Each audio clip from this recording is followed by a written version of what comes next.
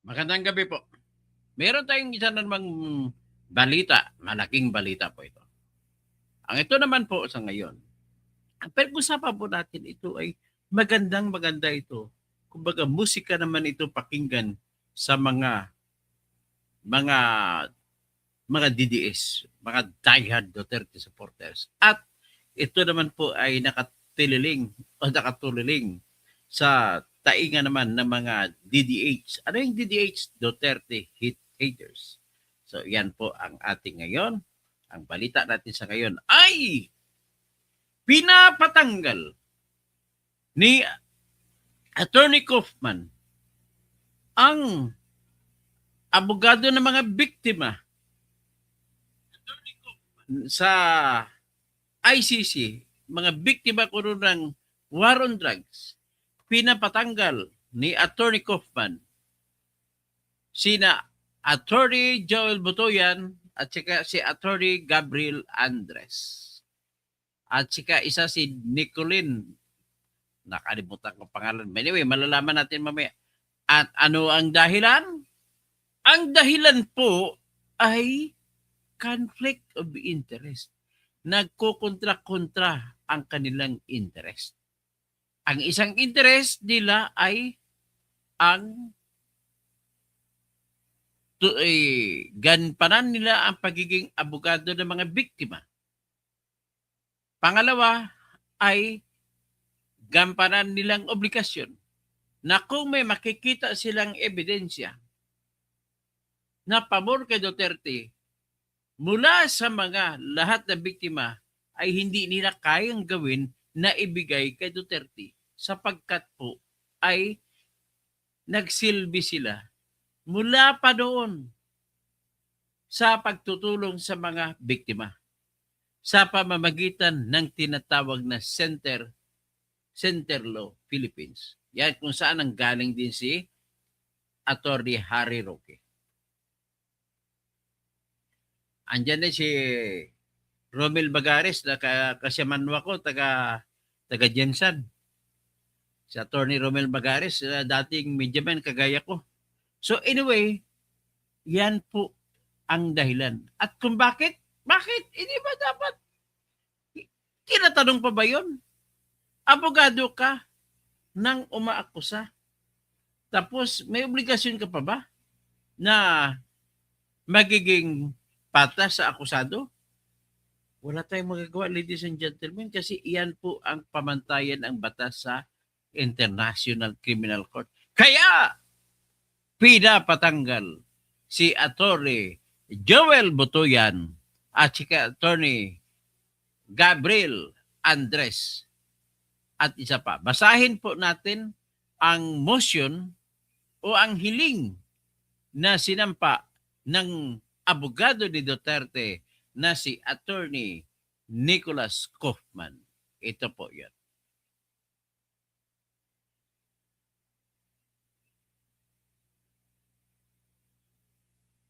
Ito. Tararing. Basahin natin sabay-sabay. Ito po.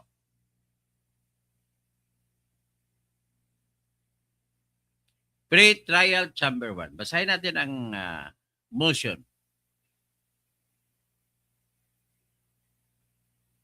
Pre-trial chamber 1.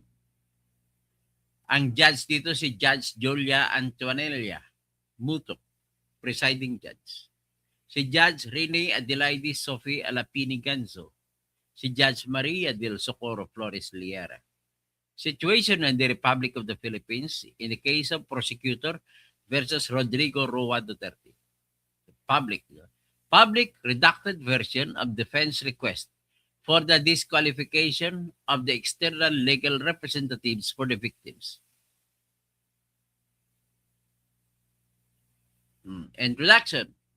The defense for Mr. Rodrigo Rua Duterte hereby requests the disqualification of Joel Butoyan, Albert Andres, and Nicolene Arcaina on the grounds of an impediment to representation and in the alternative on the basis of a conflict of interest. The interests of the victims recognized by the pre-trial chamber may adequately be represented by a counsel from the Office of the Public Counsel for Victims. And no delay will be occasioned in the schedule for the hearing of the confirmation of charges. Procedural history. In its order of the conduct of confirmation proceedings, the pre-trial chamber invited the parties' observations on the register report prepared for the purpose of identifying lawyers to act for alleged victims. The names of the proposed lawyers were redacted, making it totally impossible for the defense to make any meaningful observations. The defense correctly predicted that Joel Butuyan would express an ardent interest in taking a part in the proceedings. The defense furthermore voiced its objection, among others, for the following reason. Okay? Ang ibig lang po sabihin nito sa Tagalog, yung abogado ni Duterte na si Attorney Kaufman ay nag-o-object o nag-oppose sa pagtalaga kay Attorney Joel Butuyan, kay Attorney Gabriel Andres, at si Attorney babae, ng pangalan ng babae. Saka yung babae na lawyer, nakalimutan ang pangalan. To be the counsel as legal representatives of the victims. At tawag sa kanila legal representatives of the victims. Gusto nila patanggalin. Noong una, binigyan ang defense ng kopya ng motion kung sino itatalaga na mga abogado ng biktima sa war on drugs.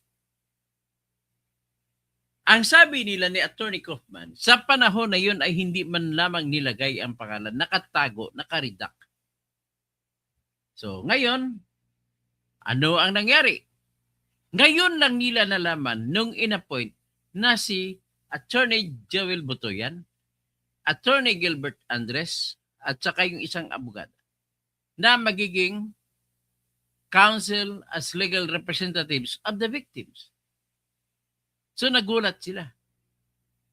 Anong pangalan ng babae? Balikan ko lang. Anong pangalan ng babae? Si Nicolene Arcaina. So yan. So ang rason ay itong rason. Ang interest ng mga victims ay sapat na ang pagrepresenta ng Office of the Public Counsel for Victims at walang delay na nangyayari sa schedule na hearing sapagkat mabilis, abtik at ang prompt, kumbaga action yung Office of the Public Counsel for Victims. So procedural history. In its order on the conduct of confirmation proceedings, the pre-trial chamber invited the parties. Inibitahan naman sila ni Attorney Kaufman, pero hindi nilagay kung sino-sino ang bigyan nila ng observation. Kung okay ba sa kanila o hindi. Kaya ngayon lang nila nalaman na ang i-appoint pala ay si Attorney, mga Pilipino po ito, Attorney Joel Butuyan, si Attorney Gilbert Andres, at saka si Attorney Nicolene Arcaina. So, sinabi nila, the defense correctly predicted. O nahulaan na lang nila na Attorney Kaufman na ilalagay si Attorney Joel Butuyan, si Attorney Gilbert Andres, at saka si Attorney Nicolene Arcaina. The defense furthermore voiced its objection for the following reason. Ito ang rason ng mga abogado ni Duterte. The defense will also object to the involvement of another common legal representative who has persistently criticized defense strategy in media interviews, voiced denigratory slurs concerning counsel, expressed preconceived views as to Mr. Duterte's guilt, or derogatory comments on his character. The court disapproves of satellite litigation and allowing legal representation by such a lawyer and his ilk could be perceived by the general public as a reward for inappropriate conduct. On 26 January 2026, disregarding the aforementioned defense concern, which it felt revealed no inappropriate conduct, and finding them eligible, the pre-trial chamber appointed Joel Butuyan and Gilbert Andres along with the counsel from the OPCB. So, ibig sabihin, tinalaga si Joel Butuyan at si Gilbert Andres kasama yung counsel ng Office of the Public Counsel for Victims as the common legal representatives for any admitted victims. So the pre-trial chamber also ordered that the CLRBs, ibig sabihin, common legal representatives for victims, be given access to the case records, including all filings, decisions, transcripts, and items of evidence disclosed, with the exception of those classified as ex parte. On January 29, 2026, the defense inquired from the prosecution as to whether this counsel as legal representatives of victims had been provided with access. On the following day, the prosecution confirmed that such access had indeed been provided. Thanks to the interviews with the social media Clarkson Cove human rights activist and self-styled legal assistant to ICC counsel, Cristina Conte. Ang tawag sa kanya, social media Clarkson. Si Cristina Conte. The defense was put on notice of the counsel as legal representative for victims intend to nominate Nicolene Arcaina as their case manager. Accordingly, counsel wrote to the Council for Legal Representatives as legal representatives of the victims seeking confirmation of their team composition. Joel Butuyan replied as follows, ayaw niya bigyan nung time na yun, hindi pa napangalanan si Nicolene Arcaina. Ang sinulatan ni Attorney Kaufman ay si Joel Butuyan. At ang sinagot ni Joel Butuyan ay ganito, we inform you of the composition of our team once we get the approvals from the registry. Okay? So nangako siya, nako-approvean sila ng registry, mag-informa siya. On the same day, January 30, 2026, counsel wrote to the counsel as legal representatives of victims as follows. Dear sirs, sulat ito ni Attorney Kaufman kay Attorney Joel Butuyan at kung sino pa ibang kasama niya. Sabi niya, Dear sirs, you both work for Sinterlaw Philippines and have done so throughout the period of the prosecutor's investigation in the Philippine situation. Kindly inform me, number one, whether either of you or anyone else you have worked with at Sinterlaw Philippines has been former President Rodrigo Duterte. Relevant materials would include information emanating from governmental offices and ministries and law enforcement agencies. If the answer to the above question is in the affirmative, please reply me with the following details. Number two, the dates of any contact. Number three, the name of Sinterlaw personnel. And if it is not either of you, their contact details. Number four, the nature of the information redacted. Number five, whether Sinterlaw Philippines retains information that redacted has or could express an interest given its relevance to the charges against Mr. Duterte, should any of your staff have been in contact with it. On a separate note, kindly inform me whether you have represented, promoted, or assisted any individual who may have been redacted in the case against former President Rodrigo Duterte? If so, kindly detail the nature of such representations, promotion, or assistance. I would ask for your response to these inquiries number 1, 3, 5, and 6 today. I would ask for your response to inquiries 2, 4, 7, if relevant, as soon as possible. Regards. Almost a week later, having received no response from the CLRBs, the defense wrote to the pretrial chamber requesting that it instruct the CLRBs to notify the composition of its team so that the defense could both ascertain the recipients of its confidential filings and file this request for disqualification, if necessary, in timely fashion. The CLRBs indicated that their team composition was still awaiting finalization.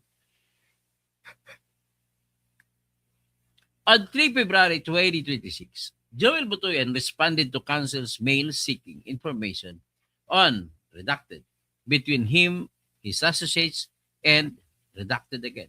He stated as follows: "We take note of your request. However, we believe we are not under any obligation to answer."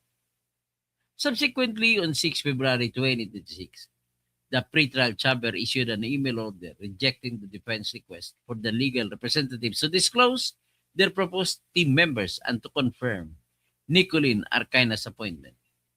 Yesterday, 10 February 2026 at 20:58 p.m., Joel Butuyan informed her inundersigned counsel via email that his appointment of Nicolene Arcaina as case manager had been approved and finalized by the registry. This morning, Joel Butuyan notified the pretrial chamber of this appointment. Submissions. Article 7, Paragraph 4 of the ICC Code of Professional Conduct for Counsel states that counsel shall supervise the work of his or her assistants, ensure that they comply with this code. Article 12 of the code details various impediments to representation.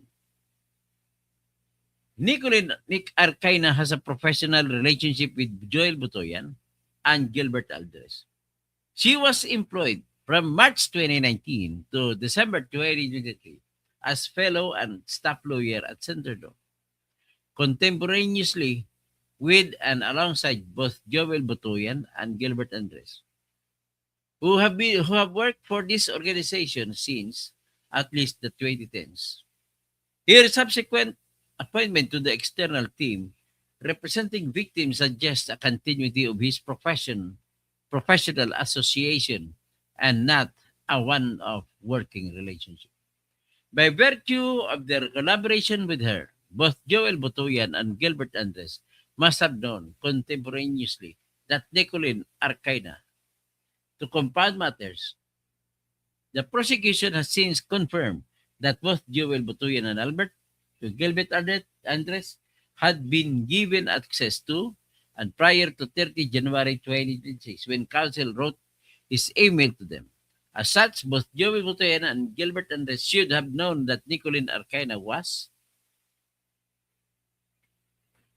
redacted.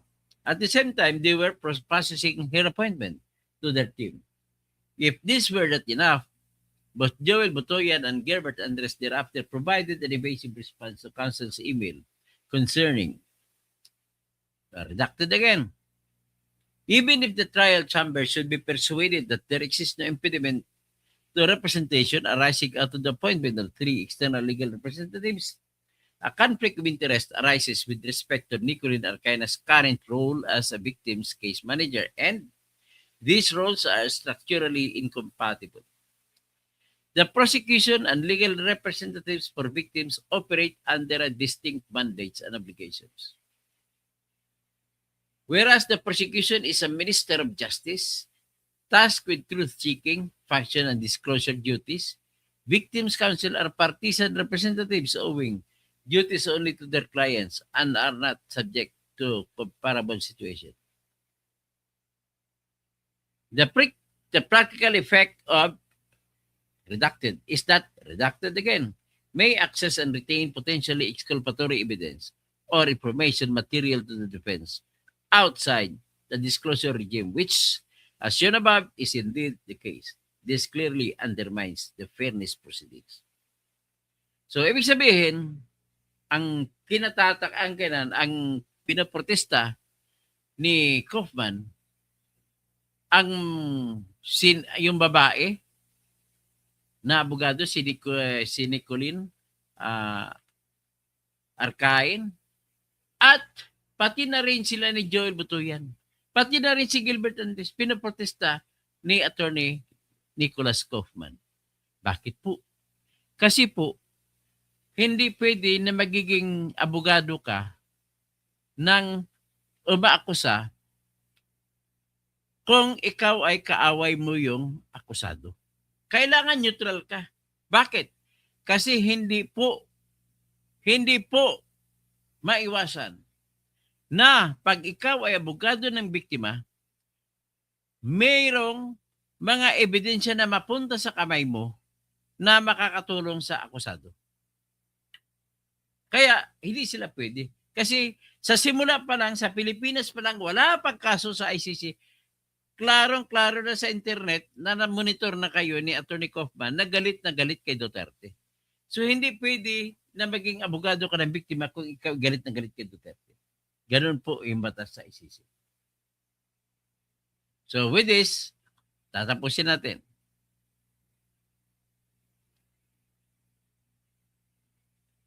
The court's statutory framework presupposes institutional separation and independence between the prosecution and the counsel as legal representatives of the victims in order to safeguard the integrity of the proceedings.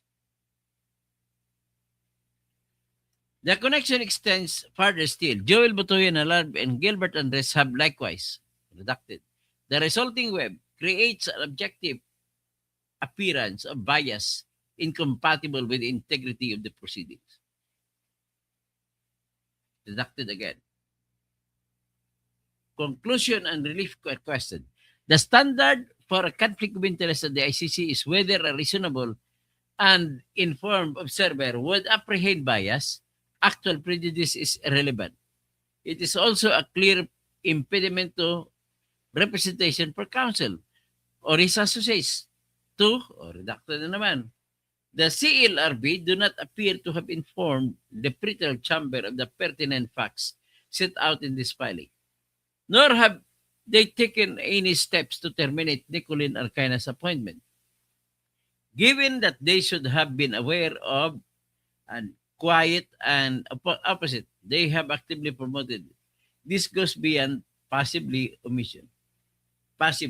In light of the foregoing, the defense requests the pretrial chamber to order the registry to revoke the appointment of the CLRBs na sila ni Joel Butuyan at saka si Gabriel Andres at pati na rin si Arcain Nicolene Arcain. Okay? So, yan. Anong ibig sabihin yan? Babalik tayo ngayon. Bigyan muna natin si Duterte dyan. Anong ibig sabihin po, ladies and gentlemen? Okay, ulitin ko lang ha. Hindi pwede po magiging abogado ng biktima ang mga taong galit kay Duterte. Bakit po? Kasi pag galit sila kay Duterte, ang mangyari po ay itatago nila, hindi maiwasan po kasi na magkaroon ng ebidensya na makakatulong kay Duterte na magiging hawak nila mula sa mga kamay ng biktima. At kung ganoon, dahil matagal na silang kliyente na mabiktima sa Pilipinas pa lamang, yung Center Law Philippines, kagaya kay Murillo, Center Law din ang humawak. At dahil matagal na sila ng abogado ng biktima, the situation will be hindi nila ibibigay kay Duterte ang mga ebidensya na pabor kay Duterte. So, ganun lang ako kasimple. So, ganun po ka-istrikto ang ICC. Hindi kagaya sa atin dito na kung abogado ka ng kalaban, diyan ka na, bahala ka na. Pero sa Pilipinas din, dapat in-observe yan. Na ang prosecutor, yung fiscal, ay bawal na magiging bias. Kasi pag magiging bias siya, laban sa akusado, pag makakakuha siya ng ebidensya pabor sa akusado, ay hindi niya ibibigay. Itatago pa niya. Ganun po ang protesta nila ni Atty. Kaufman. So, Nick Quezon, address mo to yan. Mimi Atty. Good evening, Sir Toto. So, sino pa ba? P. Bargado, maraming salamat. Marami kaming natutunan sa inyo. Palagi po kami na nanonood sa vlog mo. Salamat po, P. Bargado. Good evening, Marianita Junit Kausing. Salamat, magandang gabi po, kapatid. Efren Guhelde, Ara Sausa, Lope Liagogo. Oh my, mayat gagabi kanimo Lope. Good evening. Tapos si Manang Bing Diboke. Good evening, Attorney Dr. Chrissy watching from overseas, Canada. Marlene Bondok. Okay, sino pa? O, yan lang muna. Sasabihin natin, napaka-iksi lang. Maraming salamat po sa lahat. Pakis-like, pakishare, at pakibigyan niyo po ako ng super sticker kung mayroong isobra. At maliban dyan, pakibigyan niyo po ako ng sobra niyo kung panggika sa akin kung meron lang kayo. Pero kung wala, pasensyahan. Anyway, nag-uinom na lang ako ng Coke Zero at saka tubig para palipas gutom. Anyway, sabi naman, nasubukan ko na po kasi 45 days po ako na walang kain. Tubig lang. Kaya nabuhay naman ako. Okay? Ito po ang aking Gcash.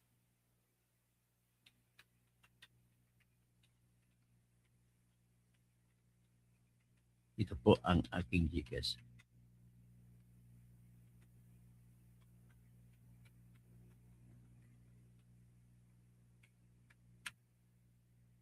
Ano pa? Aking video savings. 004580368536. Yan po. So, ang huling humabol ay si Roland Catedrilla. So, maayong gabi dira sa Melbourne, Australia. Roland Catedrilla, kamag-anak po ng aking paboritong composer na si Alex Catedrilla. Ikakasal ka na! Yan po ang kanta niya. Primo Junior D, delaying tactics sa magkanong dahilan. Ay, hindi po delaying tactics yun. Kapag karapatan nila po yun. Wag mo ka magsabi na delaying tactics kasi tuloy-tuloy naman ang tuloy-tuloy ng confirmation charges. Ikaw kasi Primo GR, kung alam mo lang ang proseso, ay dapat alamin mo. Huwag ka mag-akusa kaagad na ganun kasi karapatan ni Duterte yan. Mimi Authority, good evening Sir Toto. Nick Quezon, okay. Ang napansin ko sa inyo mga anti-Duterte, bawal na sa inyo yung mga karapatan ni Duterte, galit kayo kung may ibibigay. Pati yung pag-aresto kay Duterte na walang warrant of arrest, okay lang sa inyo, hindi nyo iniiyak, hindi nyo pinaglalaban na batas ng Pilipinas. Sana matuto kayo balang araw that if you can fight for the rights of your opponent, then that is the test of character. Okay? Yan ang masabi ko po. At ako po lagi nagsasabi rito dahil nais ko po na susugin at kontrahin yang mga demonyo. Kasi ang demonyo ay magtatagumpay lamang kung walang ginagawa ang mga mabuti. Evil triumphs if good men do nothing. But here, we will do something, and that something must be sufficient in order to defeat the devil. Kailangan talunin natin ang mga kasatanasan na nangyayari. Ang satanas na pangulo natin na nagnakaw ng mali-malitang pera. May ebidensya na mayroong palitan na text message sa gitna ni Yusek Adrian Bersamin at ni BBM na sa pag-deliver ng 8 billion. Putangin. Tapos, napakakapal ng mukha mo, BBM. Ayaw mo pang aminin. Okay? Attorney Claire Castro, kapal na mukha talaga ng kliyente mo. So, magandang gabi po sa lahat. Tapos ulit, paki-share na lang, paki-subscribe kung hindi pa kayo nag-subscribe. Mura lang, libre lang man ang subscription. Para mas maganda, maging member pa kayo ng aking channel. Salamat po. Maraming salamat. At siyempre, i-like nyo na rin ang isa kong channel, yung Dr. Toto Kausing. At i-like nyo rin, or i-like nyo rin ang aking tinatawag na Facebook account. Okay? Salamat po.